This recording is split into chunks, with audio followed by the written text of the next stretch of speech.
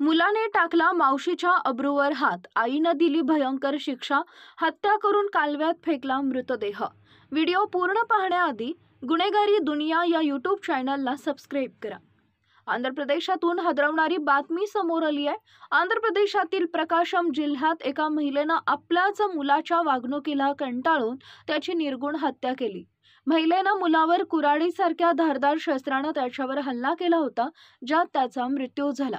हे प्रकरण समोर येऊ नये म्हणून महिलेनं तिच्या नातेवाईकांच्या मदतीनं मृतदेहाचे 5 तुकडे केले। एवढ्यावरच न थांबता महिलेनं मुलाच्या मृतदेहाचे अवयव 3 गोण्यामध्ये बांधून जवळच्या कुंभम गावातील नाकलागंडी कालव्यात फेकून दिला। हा सगळा प्रकार समोर आल्यानंतर आजूबाजूच्या लोकांसह पोलिसांनाही जबर धक्का बसला।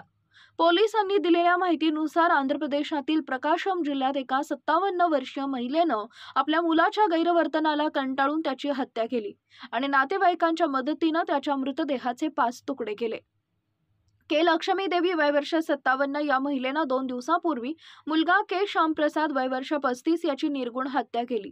श्यामप्रसाद हा सफाई कामगार म्हणून काम करत होता। लक्ष्मी देवीच्या नातेवाईकांनी श्यामप्रसादच्या हत्येसाठी मदत केल्याची माहितीही पोलिसांनी दिली आहे। आपल्या मुलाचे चुकीचं आणि असभ्य वर्तन सहन न झाल्यानं लक्ष्मी देवीनं त्याची हत्या केली। श्यामप्रसादनं हैदराबादमधील त्याच्या मावशीसोबतही गैरवर्तन केलं होतं। मृत श्यामप्रसादनं त्याच्याच मावशीवर बलात्काराचा प्रयत्न केला होता। श्यामप्रसाद हा अविवाहित असून त्यानं हैदराबाद आणि नरसरावपेटा येथील आपल्या मावशीवर बलात्काराचा प्रयत्न केला होता, अशी माहिती पोलीस अधीक्षक AR दामोदर यांनी दिली आहे। श्यामप्रसादला पकडल्यानंतर लक्ष्मी देवी आणि त्याच्यामध्ये जोरदार वादावादी झाली। त्यानंतर लक्ष्मी देवीनं मुलाच्या कुऱ्हाडीनं किंवा धारदार शस्त्रानं हत्या केली। हत्येनंतर त्याच्या मृतदेहाचे 5 तुकडे करून 3 गोण्यामध्ये भरून कालव्यात फेकून दिलं। हत्येनंतर लक्ष्मी देवी आणि तिचे सर्व नातेवाईक फरार झाले।